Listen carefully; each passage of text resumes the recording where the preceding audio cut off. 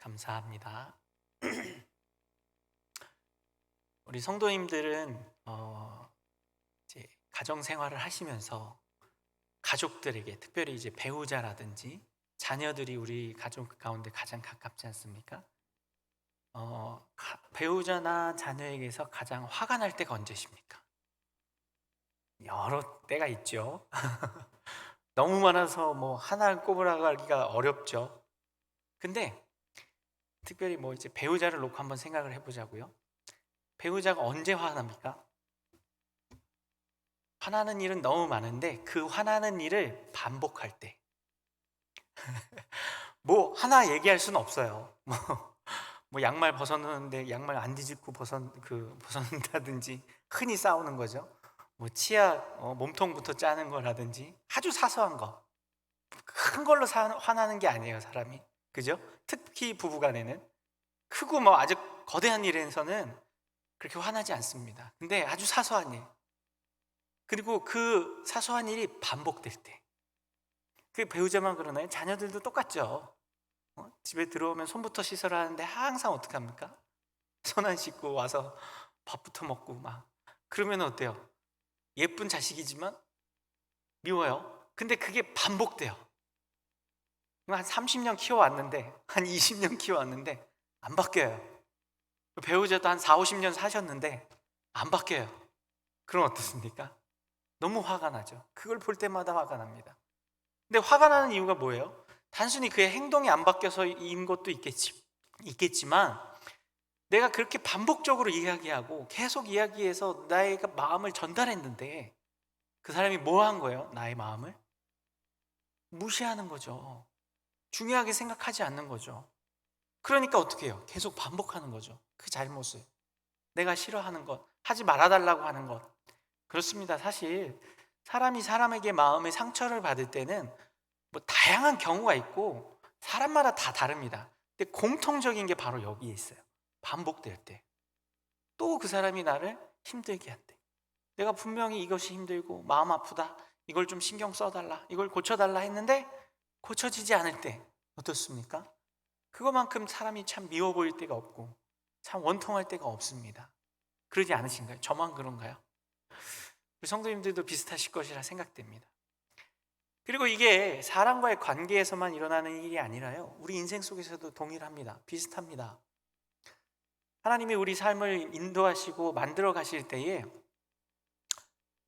내가 실수하고 넘어진 그 부분을 어떻게 하시는 줄 아십니까? 자꾸 만나게 하십니다. 자꾸 나는 분명히 열심히 신앙생활을 하고 하나님 앞에 헌신된 사람으로 살아가겠습니다, 이렇게 다짐을 하고, 그러니 하나님 날 좀 도와주시고 은혜를 베풀어 주십시오 하는데 어때요? 내가 실수하는 부분, 내가 연약한 부분, 이 부분은 조금 하나님 양해해 주세요, 이 부분은 좀 더 많이 도와주시고 제가 실수하더라도 조금 넘어가게 해주세요, 그리고 자꾸 만나지 않게 해주세요. 저희 경우에는 뭐 이렇게 시험을 자꾸 떨어진다든지, 또 저희 경우에는 이제 어려서부터 가장 이렇게 절친했던 사람들한테 배신을 많이 당했습니다. 저 뭐 인생 오래 산 건 아니지만 청년 시절부터 정말 믿고 따르던 사람들이 어느 순간 저를 이렇게 모른 척하고 버릴 때가 많이 있었어요. 근데 그게 한두 번이 아니더라고요. 저 얼마 인생을 오래 살지 않았음에도 불구하고 그런 일들을 자꾸 만나요. 근데 그런 일을 처음 만났을 때 하나님, 다시는 이렇게 배신을 당하고 사람들이 나를 외면하지 않는 일들을 겪게 해주세요 하는데 어떻습니까? 그 상처받은 일, 내가 정말 약하다고 생각하는 그 일이 어떻게 돼요? 반복돼요. 또 그 일이 만나게 되고 또 그 상처를 받게 되고 또 그 아픔을 겪어내게 하십니다. 그럴 때 우리는 어떻습니까? 하나님을 원망할 때가 참 많습니다. 아유, 하나님 왜 기도를 들어주시지 않고 이렇게 반복되는 아픔을 주십니까?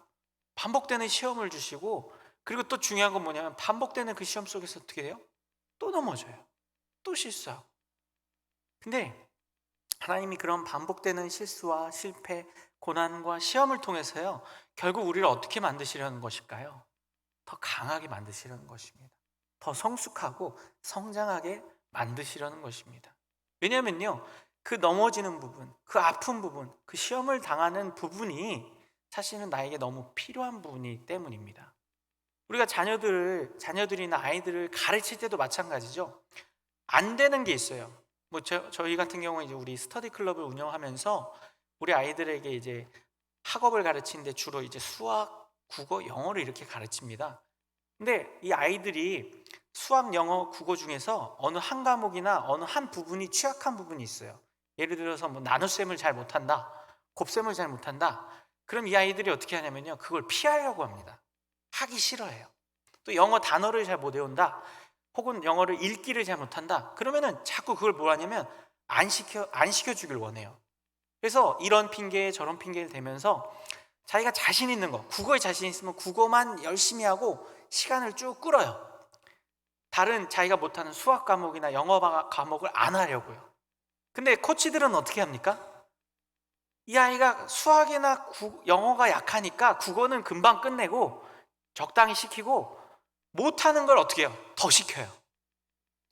고셈을 못하면 고셈을 다른 아이들보다 한 10분은 더 시키고, 영어를 못하면 영어도 한 단어 더 외우게 하고. 왜요? 그 부분이 취약하기 때문에. 그리고 그 취약한 부분을 내버려 두면 오히려 어떻게 됩니까? 더 약해져요.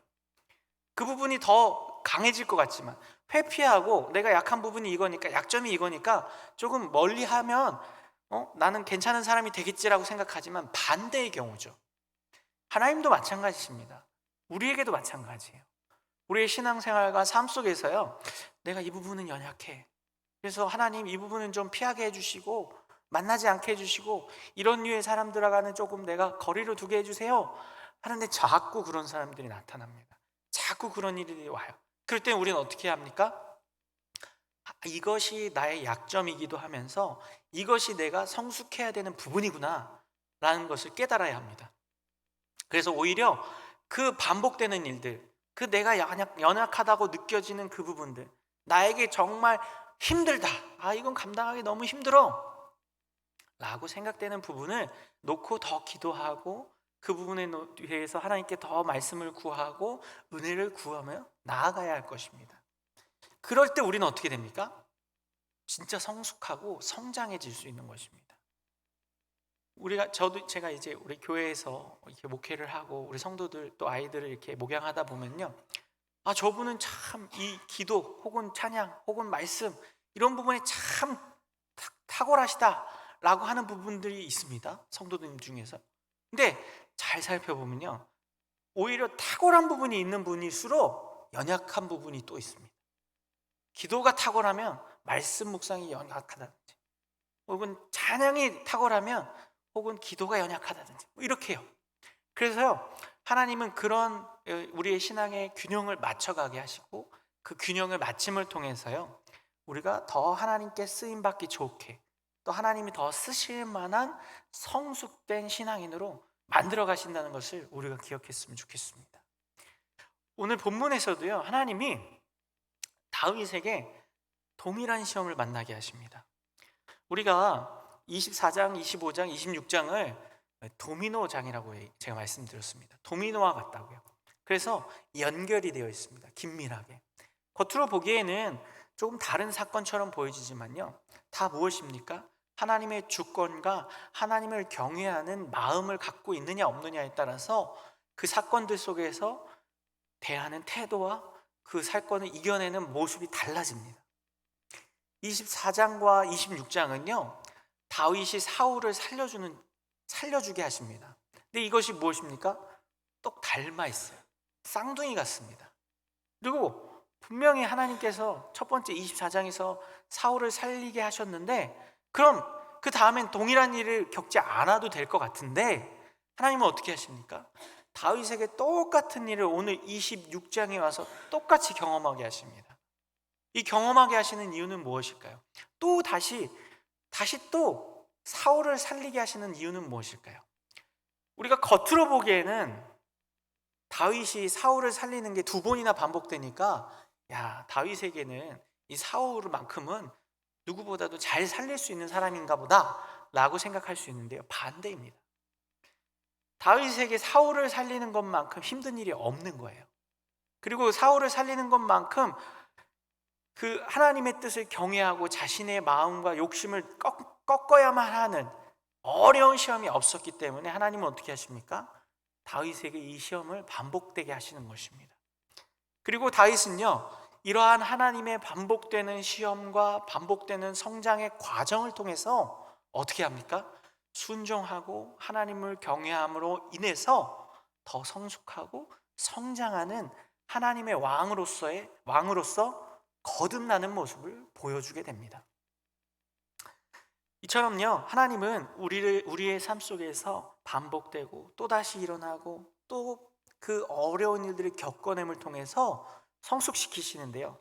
그럼 우리가 오늘은요, 그 성숙의 과정 속에 숨어 있는 함정이라든지 또 그 과정 속에서 우리가 붙들어야 할 것들이 무엇인지에 대해서 함께 좀 살펴보고자 합니다. 먼저 우리 지난 시간에 2주 전이죠. 3주 전이죠. 우리 추석 명절까지 끼었었으니까 3주 전에 24장을 볼 때 하나님은 어떻게 하셨습니까? 다윗에게 사울을 살리게 하셨습니다.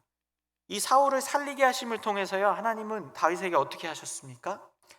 이 사울을 살리는 것이 다윗 자신의 영혼을 살리는 일이었습니다.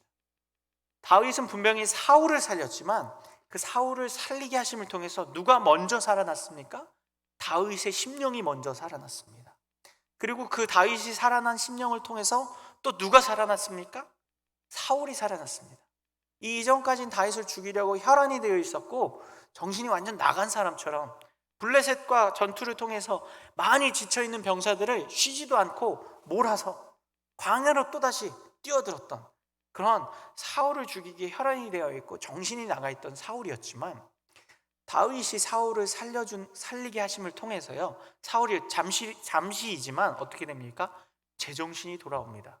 그리고 그 제정신이 돌아왔을 때 사울의 입을 통해서 무엇을 고백하게 하십니까?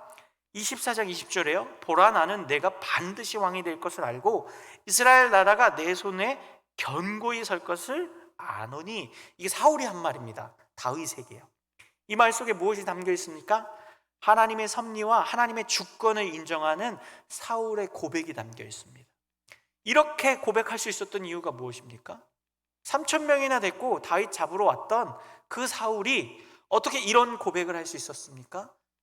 다윗을 통해서, 다윗이 사울을 살림을 통해서 사울 영혼도 어떻게 되는 겁니까? 다시 살아나는 것이었습니다. 하나님은 우리를 통해서 어떻게 하십니까? 우리의 이웃들을 살리게 하십니다. 우리의 전도 대상자들을 살리게 하시고요, 가족들을 살리게 하십니다. 우리 성도 간의, 교우 간의 살림을 살아나게 하시는 역사를 주십니다. 그 역사는, 그 은혜는 나도 살고 나와 함께하는 그들도 살게 하시는 하나님의 크신 뜻이고 하나님의 계획이었습니다. 우리가 이러한 하나님의 살리게 하심의 역사들을 기억해야 합니다.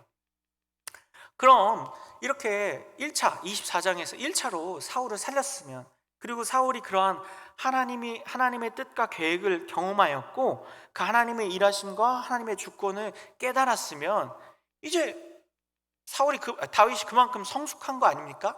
성장한 거라고 여겨지지 않으십니까? 근데 왜 또 다시 이 일들이 일어난다고요? 더 성숙하게. 그것이 사실은 더 연약한 부분이었기 때문에. 그리고 그러한 그러한 신앙을 삶 속으로 끌어들이기 위해서, 어떨 때는 은혜가 충만하여서, 주일에는 은혜가 충만하여서 살리는 마음, 우리의 심령 가운데도요, 예배를 드리고 집에 돌아갈 때 어떻습니까? 살리는 마음, 그래, 하나님 주신 마음으로 이웃들을, 또 직장 동료들을, 우리 가족들을, 우리 자녀들을 내가 살려내야지, 그들에게 하나님의 은혜와 하나님의 사랑을 전해야지, 이런 마음이 들다가도 직장에 월요일날 딱 출근하면 어떻습니까? 싹 사라지죠. 남편이 또다시, 아까 말씀드린 대로 또다시 양말을 뒤집지 않고 벗어났어요. 예를 들었어요. 그럼 어떻습니까? 그걸 보면서 우리 마음속에 화가 다시 일어나요. 다시 예전 모습으로 돌아가요. 그 환경에 처해지면 우리가 받은 은혜, 또 우리가 깨달은 사랑이 어떻습니까? 눈 녹듯 사라져요. 제가 요즘 이 원리를 어디서 배웠냐면 아이 젖병을 씻으면서 깨달았어요. 웃기죠? 젖병을 씻으면서 무슨 원리를 깨달았나? 제가 아이 젖병을 씻는데 젖꼭지가 있잖아요. 애기 젖꼭지를 이렇게 많이 쌓아놓으면 이제 바가지에 물을 받아서 거기다 이렇게 담가 넣었어요. 불려요. 그리고 불리고 애기 젖꼭지 씻는 소리 있잖아요. 그 모양 똑같이 생긴 거, 그거에다 비누칠을 퐁퐁퐁 해서 안을 닦고 겉은 손으로 이렇게 닦습니다. 그리고 나서 옆에다 빼놔요. 그리고 그 물 바가지 안에 담겨있는 또 다른 젖꼭지를 집으려고 손을 넣으면 손에 묻어있던 비눗물이 어떻게 될까요? 다 사라집니다.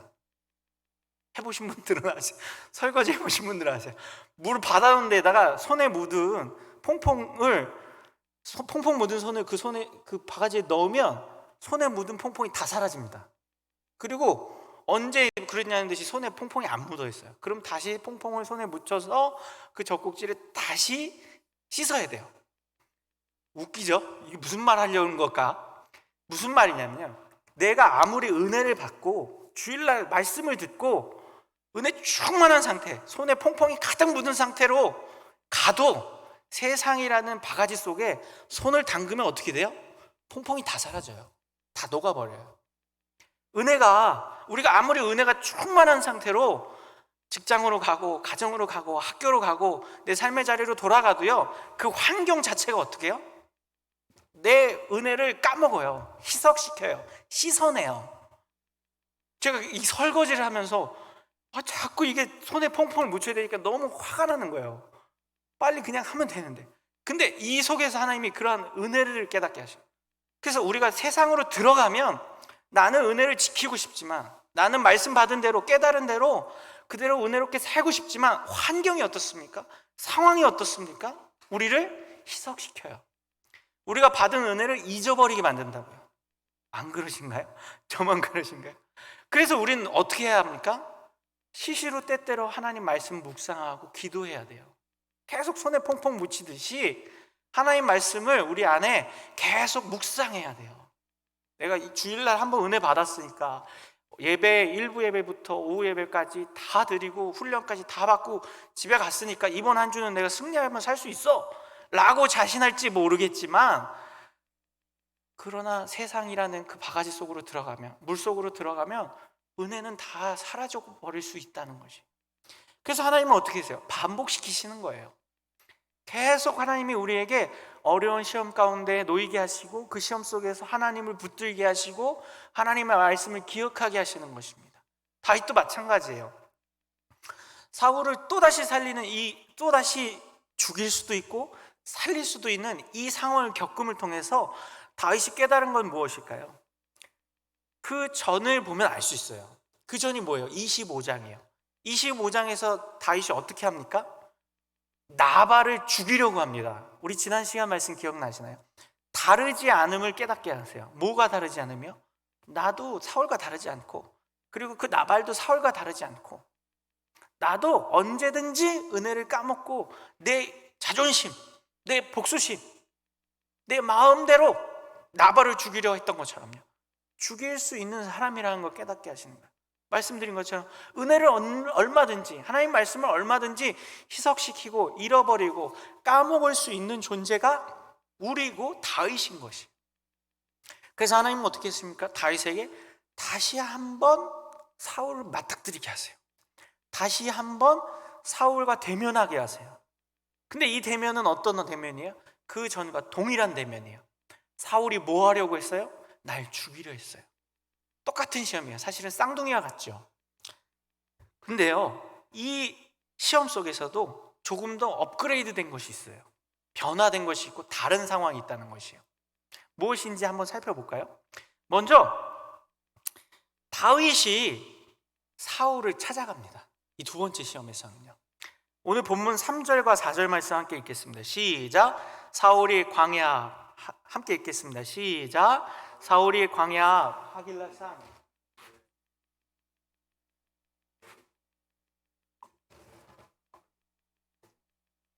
이에 다윗이 정탐꾼을 보내어 사울이 과연 이른 줄 알고, 24장에서는 하나님이 어떻게 하셨나요?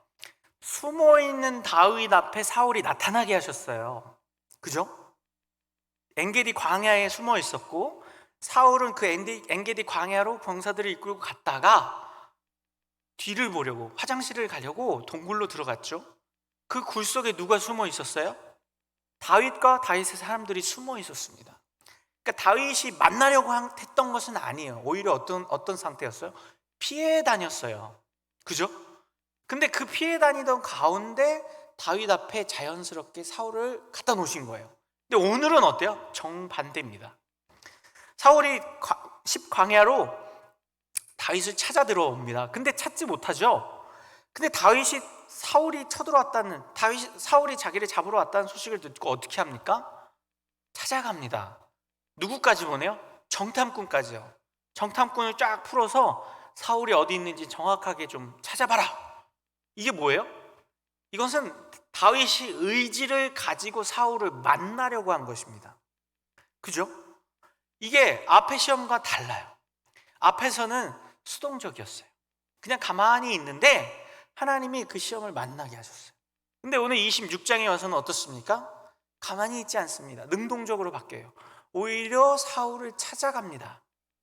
여기서 다윗이 조금 더 성숙하고 있다는 것을 보여주는 대목이에요. 다윗이 사울을 계속 도망만 다니려 하지 않습니다. 사울을 피하려고만 하지 않습니다. 오히려 어떻습니까? 사울을 대면하려고 합니다. 그럼 다윗은 사울을 왜 찾았을까요? 그리고 다윗과 사울 가운데 놓인 정황 속에서는 어떤 일이 일어나고 있을까요? 먼저 이 다윗이요, 사울을 만나게 되고 사울이 있는 진영 한가운데로 들어가게 됩니다. 그리고 다윗이 어떻게 합니까? 사울을 죽일 수 있는, 이번에는 정말 절호의 찬스예요. 앞에 24장에서는 사울이 어떤 상황이었어요? 깨어있는 상황이었어요. 그리고 뭐 뒤를 보고 있다고는 하지만 다윗이 이렇게 나왔을 때 반항을 한다든지 대응을 할 수 있는 정도의 상태였어요. 그러나 오늘 26장에서는 어떻습니까? 잠자고 있습니다. 잠자고 있는데 그냥 보통 자는 게 아니에요. 3,000명이 어떻게 해요? 다 자고 있어요. 우리 12절에서 보면 알 수 있듯이요, 하나님이 이들을 다 잠재우신 거예요. 하나님이 이들을 다 깊이 잠들게 하신 거예요. 무슨 말이에요? 너무 좋은 찬스예요.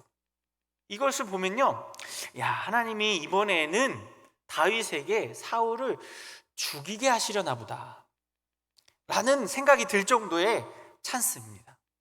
그냥 사울 하나가 조용한 동굴에 숨어 들어와서 아무도 모르게 그냥 이렇게 죽이는 것이 아니라 3,000명이나 되는 병사들이 진치고 있는 진영 한가운데, 우리로 따지면 지금 이 본당 저기 한가운데 사울이 있는 거예요. 그리고 주변에는 어때요?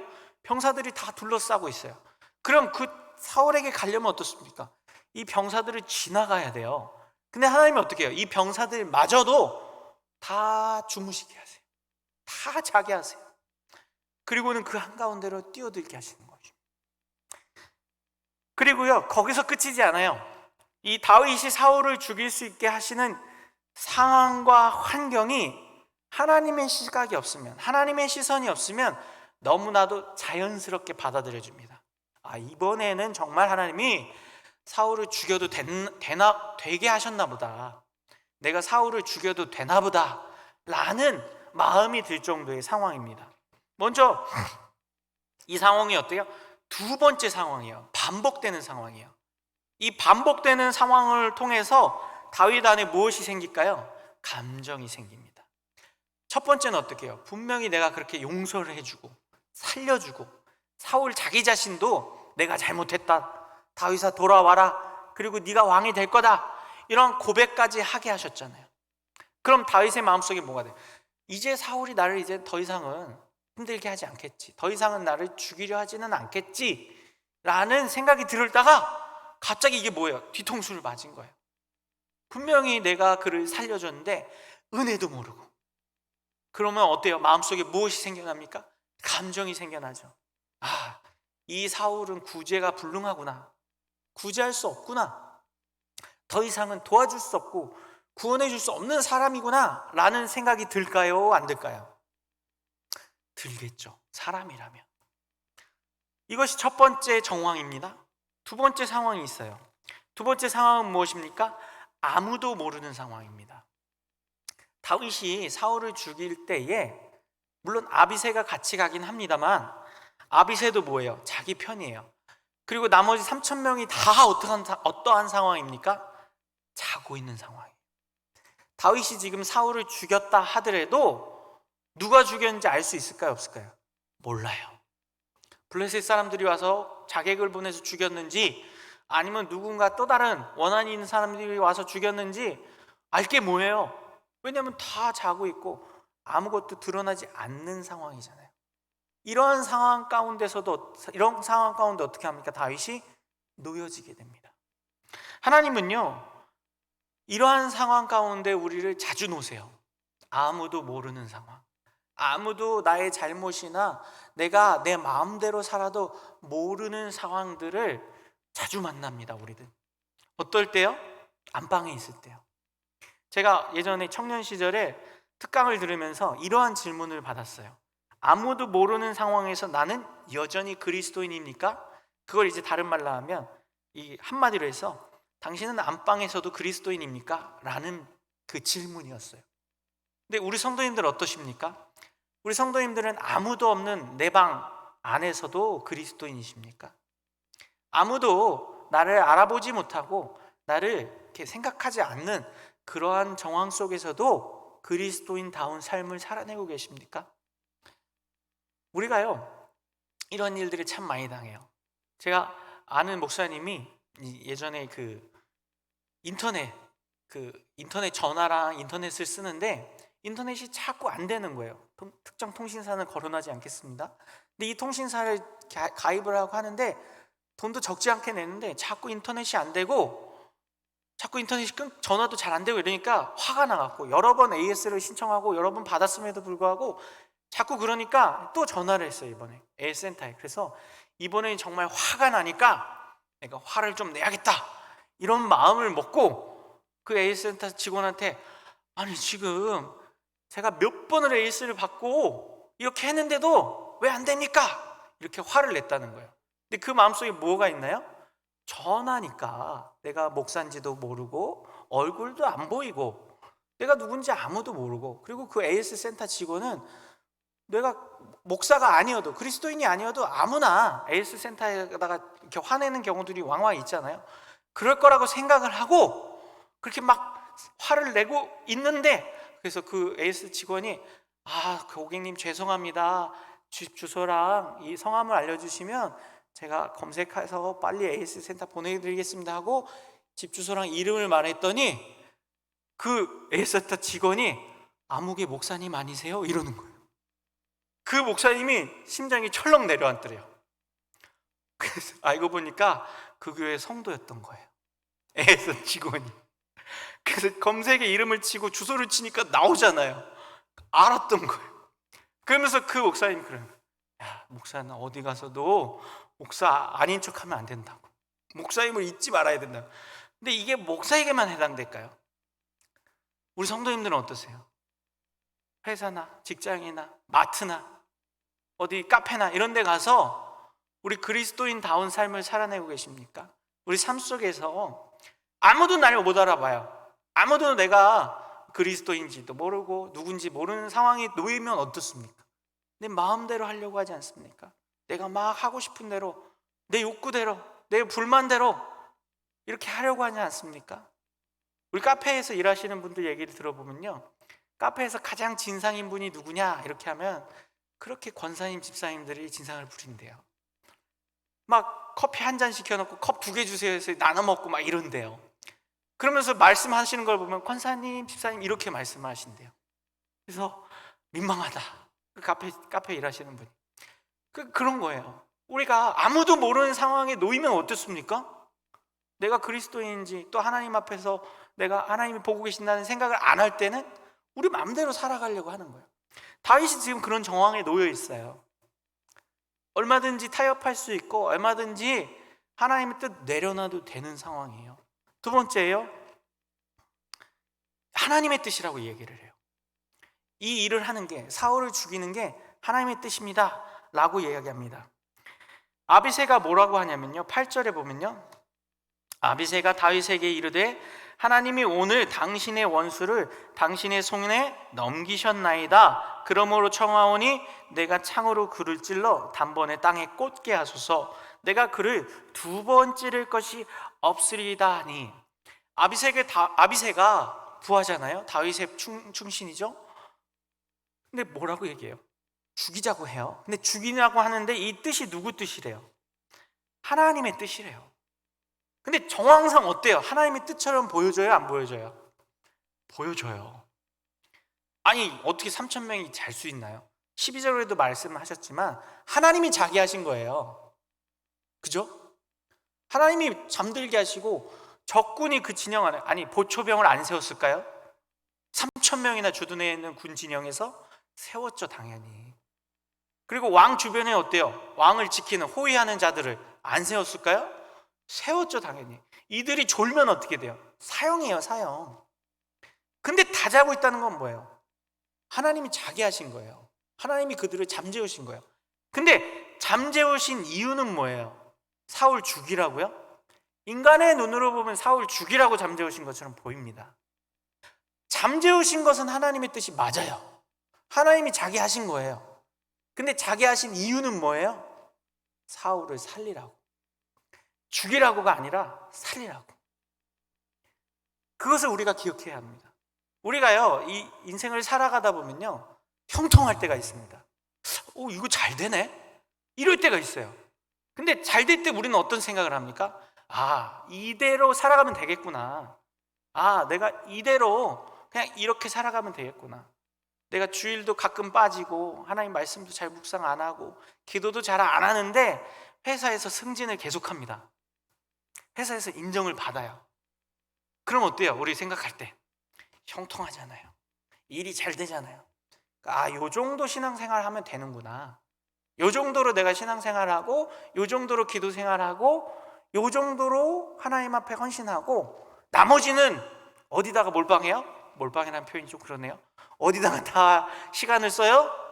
직장생활, 학교생활, 공부하는데, 사회생활하는데 다 써요. 그래도 어떠니까? 잘 되니까. 상황과 환경이 어려움이 없으니까. 하나님이 이 상황을 열어준 것처럼 보여지니까 어때요? 그냥 그렇게 사는 거예요. 그냥 그렇게 내 뜻대로, 내 생각대로, 내 고집대로 그냥 살아내는 거예요. 근데 하나님이 그렇게 형통하게 만드신 이유는 뭐라고요? 반대예요, 반대. 잘 될수록 내가 신앙생활 열심히 안 하고 있는데, 기도생활 안 하고 있고 하나님 경외하는 삶을 살아내지 못하고 있는데도 잘 되고 있다고 해서 교만하고 내 뜻대로 사는 게 맞나 보다라고 생각할 것이 아니라 내가 분명히 아닌 것 같은데 잘 되네? 그땐 더 어떻게 해야 합니까? 하나님의 참뜻이 어디에 있는지를 돌아봐야 돼요. 하나님께서 나를 어디로 가게 하시는 건지를, 나 자신을 점검해 봐야 돼요.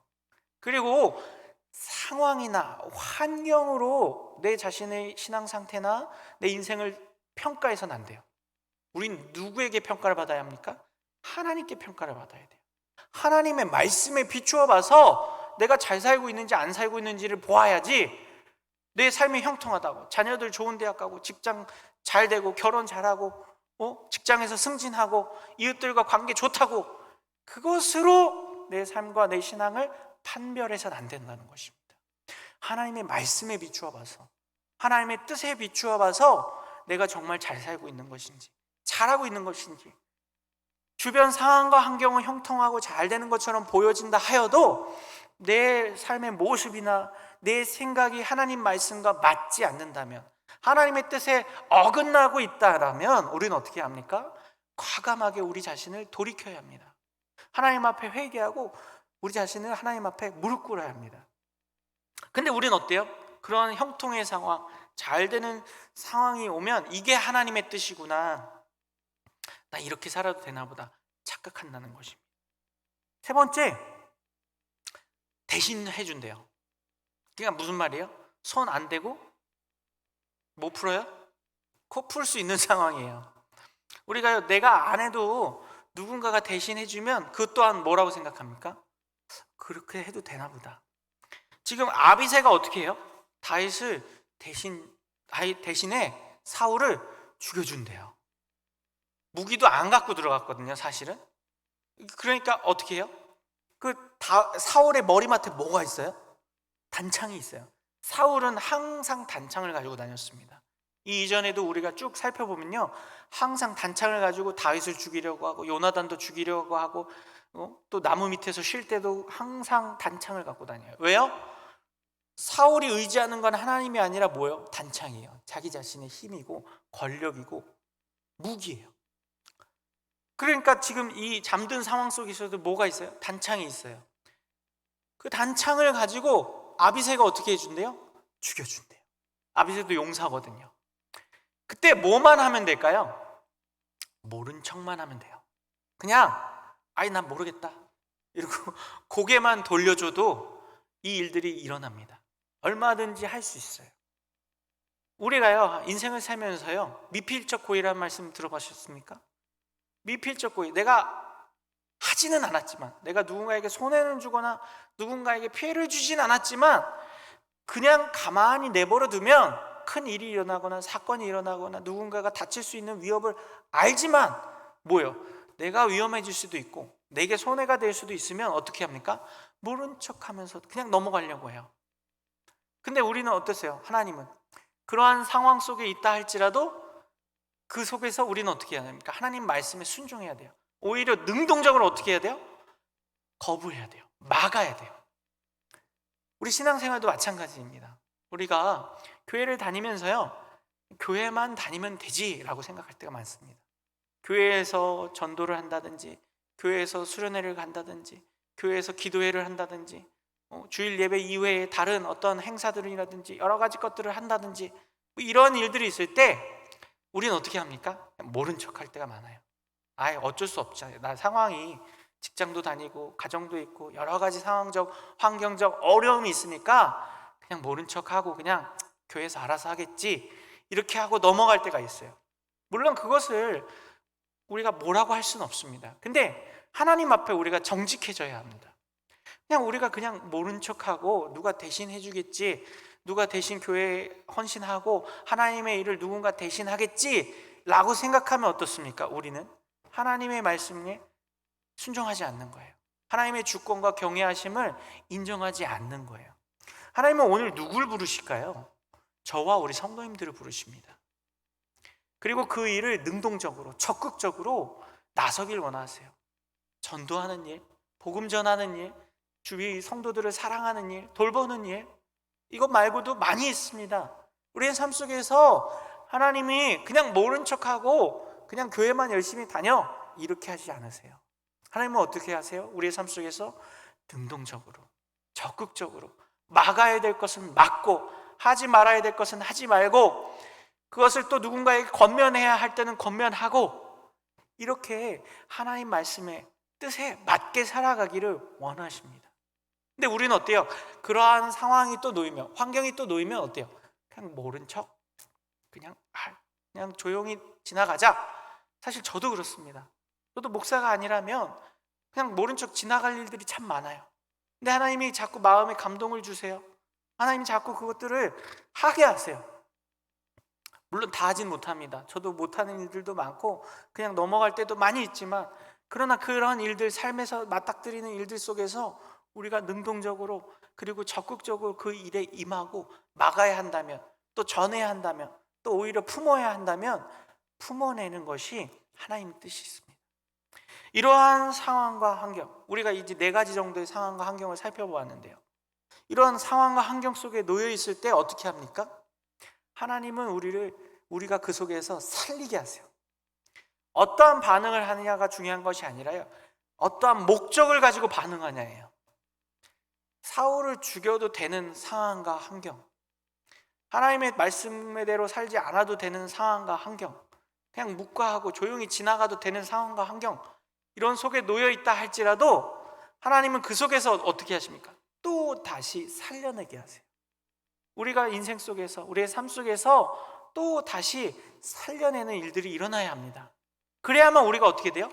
성숙하고 성장할 수 있는 것이, 그냥 제자리 걸음으로 그냥 늘 똑같은 모습과 똑같은 신앙의 상태에 놓여 있는 것이 아니라 조금이라 할지라도 한 걸음씩 앞으로 나아가고 눈에 보이지 않는 것처럼 여겨진다 할지라도 성숙해 가고 성장해 가는 저 우리 성도님들이 되길 소망합니다.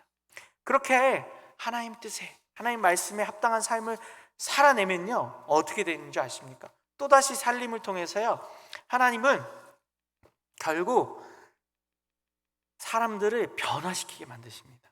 다윗이요 찾아간 궁극적인 이유는 무엇일까요?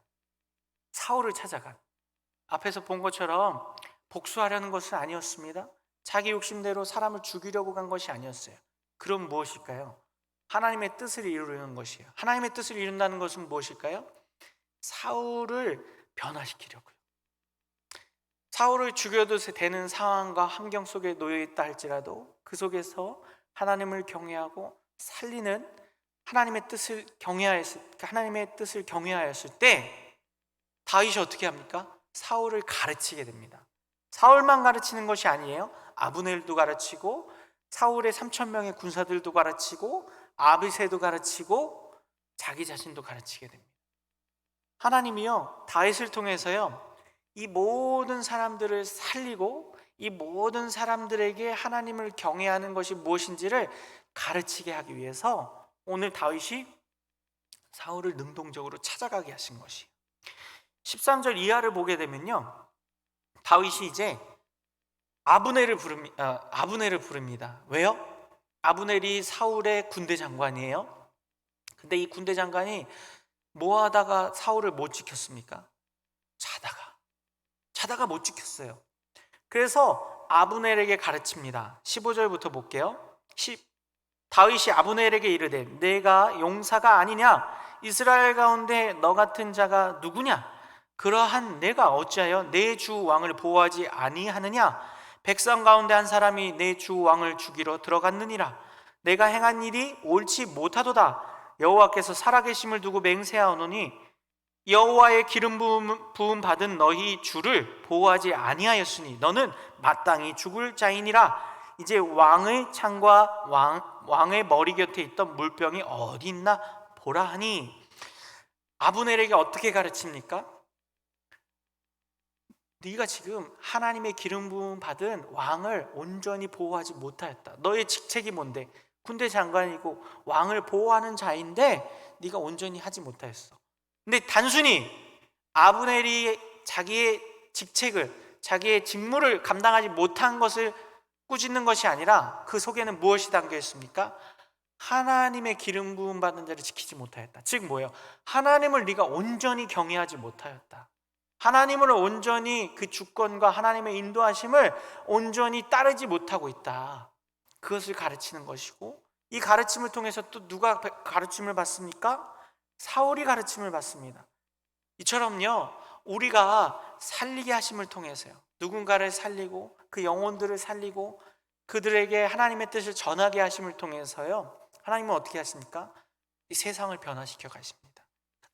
내 이웃과 주변의 사람들을 변화시켜 가십니다.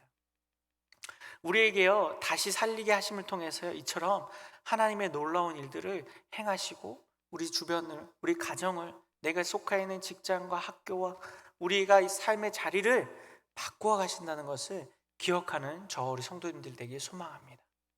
우리 시간에 함께 찬양하면서 이 말씀을 우리 마음속에 좀 깊이 새겼으면 좋겠습니다. 하나님이 우리에게서, 나에게서 시선을 돌려 하나님의 뜻을 보게 하십니다. 반복되는 시험과 반복되는 어려움 속에서도 그 상황과 환경을 바라보는 것이 아니라 무엇을 바라보게 하십니까? 하나님을 바라보게 하세요. 묵과해도 되는 상황, 아무도 모르는 상황, 또 내 감정이 북받치는 상황, 이러한 모든 상황과 환경이 있다 할지라도 하나님은 어떻게 하십니까? 환경과 상황을 보지 않고 하나님의 말씀을 바라보며 하나님의 뜻을 바라보며 살아가는 우리 신앙인 하나님의 사람 되길 원하십니다. 우리가 그 믿음을 가지고 함께 찬양으로 고백하며 나아가겠습니다.